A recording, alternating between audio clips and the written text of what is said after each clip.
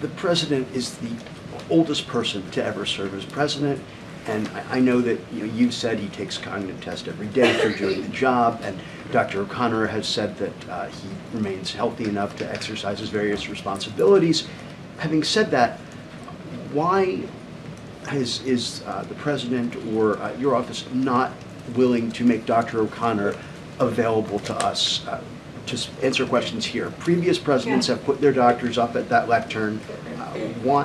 Why not this So a couple of things, Andrew, and the president said that they thought he was too young. So, you heard from the president, he talked about this when he was asked. And so, look, as it relates to Dr. O'Connor, look, this is someone who has served under Republican and Democratic presidents. And there's been so much scrutiny, and you say there's no problem, he'd pass the test every day. Why not just have his doctor administer the test and then case closed? Because the doctor doesn't believe that he needs one, because including the neurologist doesn't believe he needs one.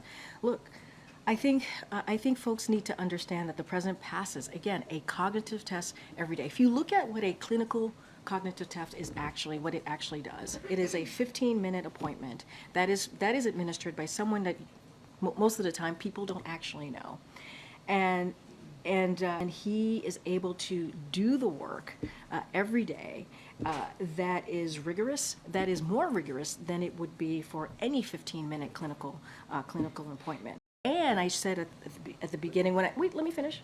I said at the beginning when I was asked this question, it's not just Dr. O'Connor who said this. Also, his neurologists do not believe that he needed, that was their assessment, they did not believe he needed a cognitive test. As it relates to your question, there is not a precedent for bringing the doctor to the podium or to the briefing room. Like, I understand it has happened a few times over the last 35 years, a couple of times, but it is actually not the precedent. That being said, I know it hasn't been a yearly thing for every president, but given the president's age, given that his age is a concern for Americans, according to polling, it is an issue, and that he is the oldest person to ever serve as president, why would it not help, in your estimation, to put Dr. O'Connor or any of the other medical unit physicians that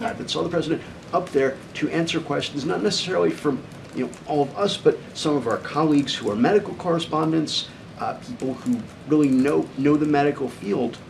Can he be made available to some of them, even if you don't want to put him up here? I'm not a doctor. The doctor, right, and that's why I'm telling you. And you relates to the doctor coming to the briefing room. It is not a norm. We're trying to get back to the norm that it used to be, where doctors don't come to the briefing room. It is not the norm. It is not. It has happened a couple times over the 35 years, but it's not the norm.